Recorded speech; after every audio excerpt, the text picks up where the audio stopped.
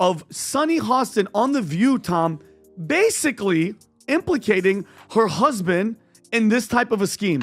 Having some more conservative voices on your network, actually not making them pariahs, not directing your audience to feel that everything that Donald Trump does. Sunny Hostin, one of the most polarizing voices on daytime television, has built a career on sharp opinions, unapologetic commentary, and a knack for igniting controversy. But lately, it seems like the co-host of The View has stepped into a storm even she might not have anticipated. The cracks are showing, and the tension is palpable, both on and off the screen. Hostin's recent comments about white Americans, particularly white women who voted for Donald Trump, have sent shockwaves through her audience, sparking outrage in living rooms across the country and even causing friction within her own show. I think he's doing something a little bit more diabolical, if I'm being honest. Representative Andy Ogles, a Republican of Tennessee, on January 23rd, just 3 days after Trump was inaugurated, already proposed amending the 22nd Amendment to allow Trump to serve a third term.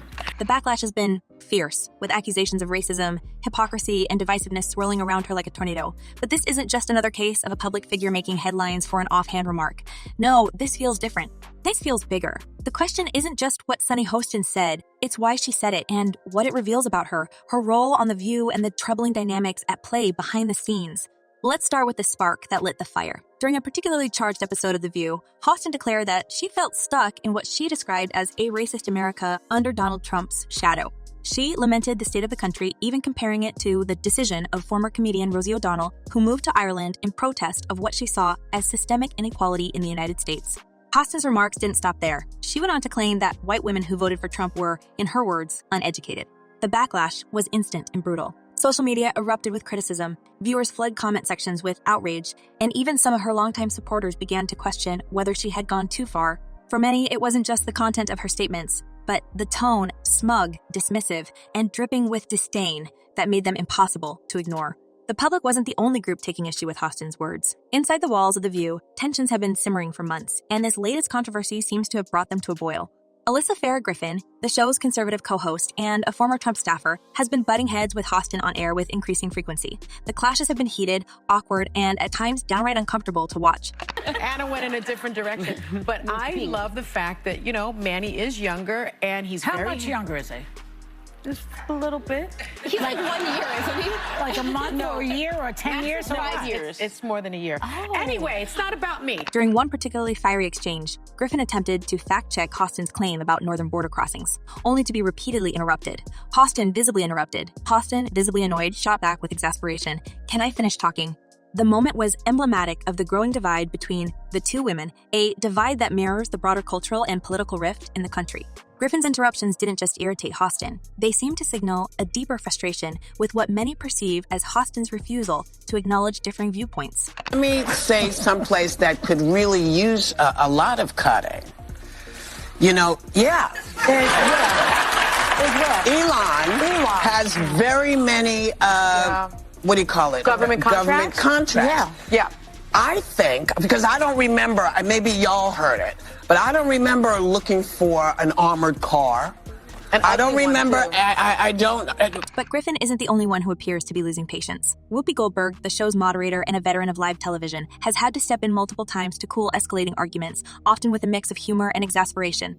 At one point, Goldberg even quipped about the challenges of fitting everyone's opinions into a single segment, a thinly veiled acknowledgement of the chaos unfolding on set. For viewers, the tension between Hostin and her co-host is impossible to miss. The interruptions, the side-eye glances, the barely concealed irritation, they all point to an environment where disagreements are no longer just professional, they're personal. And while debate is part of The View's DNA, the cracks in this particular panel feel more like fault lines threatening to split the entire show apart. Producers, meanwhile, seem to be taking a hands-off approach, at least publicly. According to insiders, they've been quietly thrilled by the controversy, viewing it as a ratings boon rather than a liability. Sunny is doing her part to voice the views of so many people in the U.S. right now, one source reportedly said, adding that the network has no plans to reprimand her for her divisive comments. In fact, they seem to believe that Hostin's polarizing presence is exactly what keeps viewers tuning in and talking. But this raises an uncomfortable question. At what point does controversy stop being an asset and start becoming a liability? How far is too far? Sunny Hostin of The View, who's constantly raging about race and reparations and how bad America is and its racial past and all this stuff. Hostin's history of incendiary remarks only adds fuel to the fire. This isn't the first time she's found herself at the center of a public backlash. After Donald Trump's initial victory in 2016, Hostin famously referred to his supporters as sexist and uneducated. Comments that, even then, drew sharp criticism. More recently, she has targeted Latino voters, calling them sexist and misogynistic for shifting their support away from Democratic candidates. These remarks, combined with her latest tirade against white women, paint a picture of someone who isn't afraid to alienate large swaths of the population. But for many, her words go beyond alienation. They feel like outright attacks, dripping with condescension and a lack of empathy for the people she claims to advocate for. Problem is that this wasn't the guy to fix anything. This is the guy that is the king of breaking things, as we can see. Yeah. Well, Congresswoman, Elon Musk and Doge, the team, have been infiltrating and dismantling federal agencies. He says he's rooting out waste, fraud, and abuse, all while gaining access to some of our most sensitive data. So you sit on the Doge subcommittee run by Representative Marjorie. And yet, for all her fiery rhetoric, Hostin's critics argue that her actions don't always align with her words. The very same woman who speaks out against systemic inequality and cultural resentment is herself a highly paid television personality living a life of privilege and comfort. Her salary, rumored to be in the millions, allows her to enjoy luxuries that most Americans can only dream of.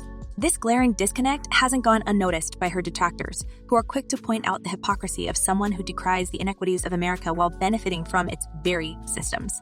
It's a criticism that stings all the more because it feels true. For all her talk of being stuck in a racist America, Hostin is anything but stuck. She's thriving in a system that rewards controversy, even as it punishes those less fortunate. When it comes to questions about who is the administrator of Doge, actually, do you believe that's an important question to have the answer to? No, the issue is not who is technically the administrator, who has the title.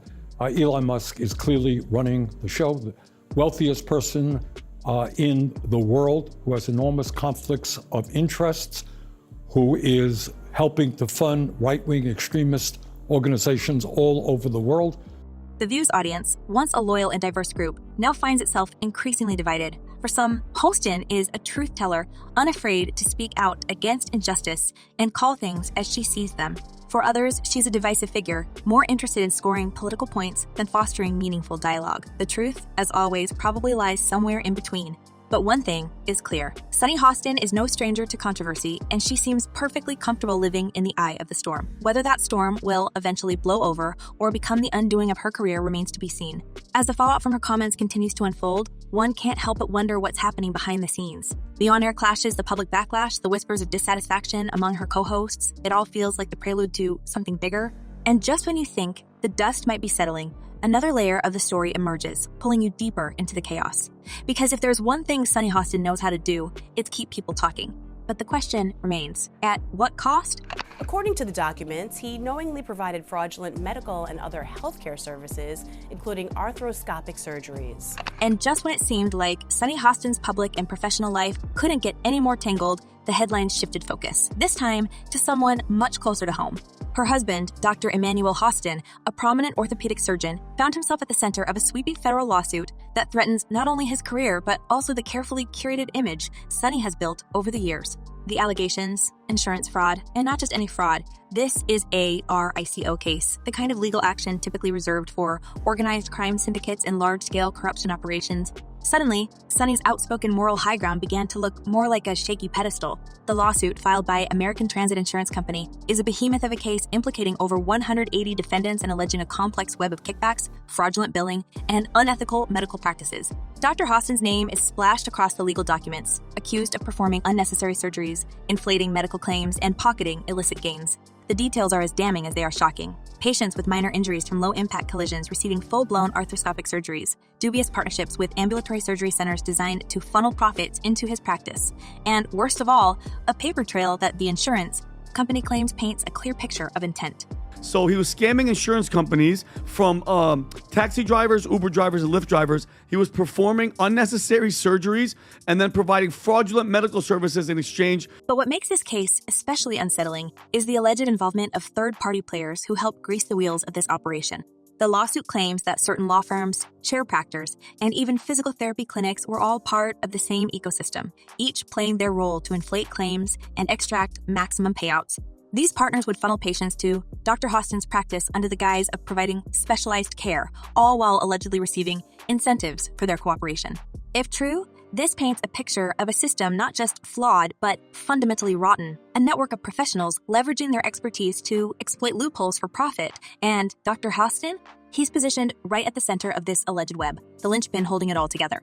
But it does not look well when your name ends up with 200 people in a RICO investigation. This is the biggest investigation since Giuliani shook the tree and a bunch of mobsters fell out, right? This is big stuff. And so, and thank you for bringing that video. It sure is ironic that she's up there. So, but even more troubling are the allegations that some patients may have been misled, or worse, pressured into undergoing invasive procedures that they didn't fully understand or need. Court documents suggest that patients were often handed pre-filled consent forms and rushed through explanations, leaving them unclear about the nature or necessity of the treatments they were about to receive. For the average person, the trust placed in a doctor is almost sacred. To imagine that trust being manipulated for financial gain is enough to send chills down anyone's spine. And while the lawsuit doesn't name specific patients, it implies there are many, potentially dozens, who may have fallen victim to this alleged exploitation. Yeah. I have a totally different perspective on this. I don't really know what happened with this. The facts will come out.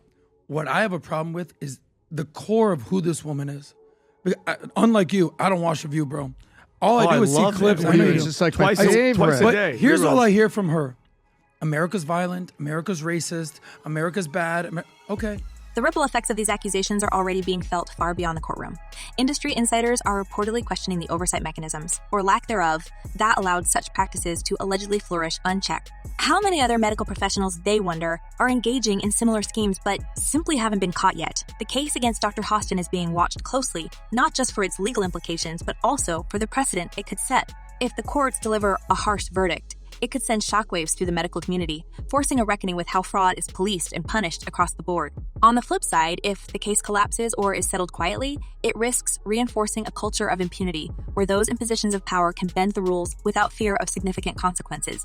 And it's a very serious crime. In fact, it's one of the largest, if not the largest, RICO case in New York's history. For someone like Sunny, who has built her brand on being a voice of justice and accountability, this kind of scandal doesn't just sting, it burns.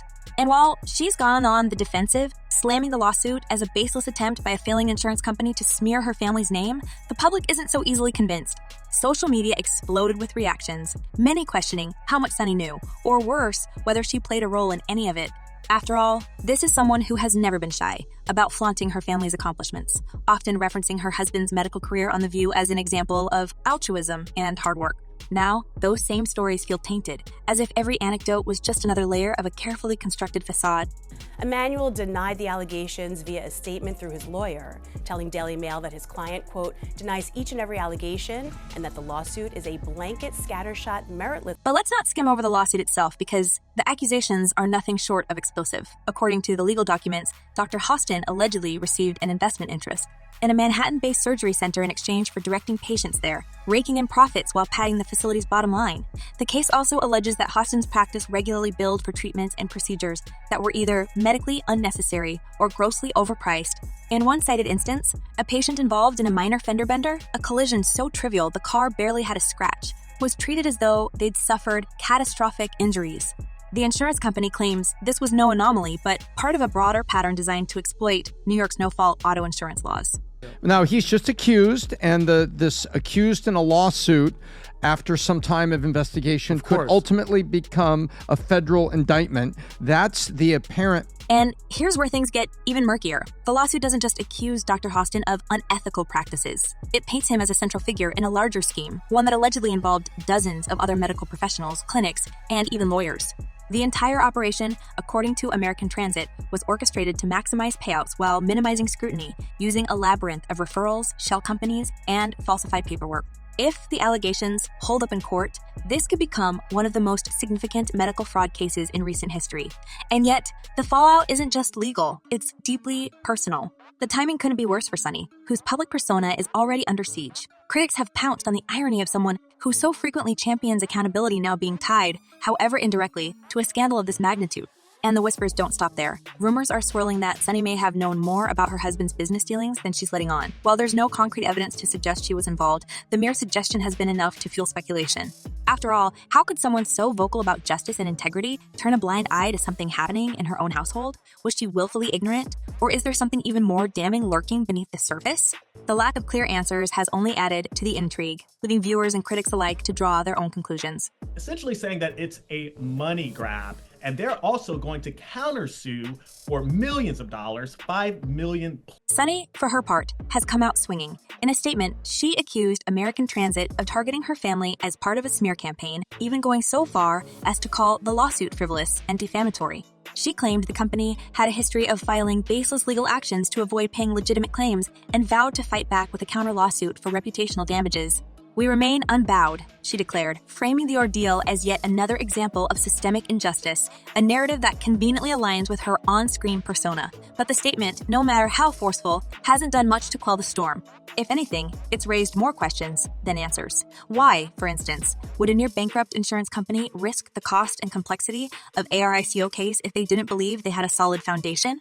And why hasn't Sunny addressed the specific allegations against her husband, choosing instead to focus on the broader flaws of the insurance industry? I think that it's very helpful that he's handy, and when we travel, I'm not picking up any bags. He's the one that's hefting them overhead. He throws the garbage out. He does the heavy stuff. Meanwhile, inside the View studios, the scandal has become the elephant in the room. Impossible to ignore, yet equally impossible to discuss openly. Sources close to the production have hinted that the lawsuit has been a topic of internal conversation, though the show's producers have reportedly advised the panel to steer clear of it on air. The tension is palpable, with Sunny's co-hosts walking a fine line between professional camaraderie and personal discomfort. Alyssa Farah Griffin, in particular, seems to have taken on the role of the unspoken antagonist, her previous clashes with Sunny now viewed through a new lens. Was Griffin's frustration merely about on-air interruptions, or did she sense something deeper, a hypocrisy that's only now coming to light? It's time for Lefties Losing It. Just when you think the shrews of The View couldn't sink any lower, they go and surprise you by mocking a cute little child. Apparently, Elon Musk's 4-year-old son, X, is fair game because Whoopi Goldberg has decided to mock his name. The public, of course, has its own theories. Social media has been ablaze with speculation, some of it bordering on conspiracy. Did Sunny use her platform to distract from her husband's legal troubles, critics ask? Could her vocal criticisms of Trump-era policies and systemic corruption have been a calculated effort to deflect attention from her own household? It's a theory that might sound far-fetched, but in the court of public opinion, perception often trumps reality. And right now, the perception isn't doing Sunny any favors. Which, by the way, how annoying is The View getting? God, they're insufferable, that lot, aren't they? It's just a side effect. What makes this scandal so compelling and so troubling is the sheer depth of the contradictions it exposes. Sunny Hostin has built her career on being a voice of reason, a champion for the underrepresented, and a staunch advocate for justice. Yet here she is, embroiled in a controversy that seems to undermine everything she stands for. The irony is almost too rich. A woman who has made a living calling out systemic flaws now finds herself accused by proxy of exploiting one of those very systems. It's a twist that feels almost Shakespearean in its tragedy, leaving audiences to wonder whether Sunny's fall from grace is inevitable, or if she'll somehow manage to spin this into yet another chapter of her complicated legacy. And yet, the story doesn't end here. The lawsuit is still in its early stages, with legal battles that could drag on for years. Sunny's counter-lawsuit, if filed, will only add another layer of complexity to an already tangled web. And then there's the question of public perception. Can Sunny weather this storm, or has the damage already been done? Will she emerge stronger, vindicated by the courts and bolstered by her loyal fan base? Or will this scandal mark the beginning of the end for her time in the spotlight? Let us know what you think in the comments below. And as always, stay tuned. This story is far from over. See you in the next one.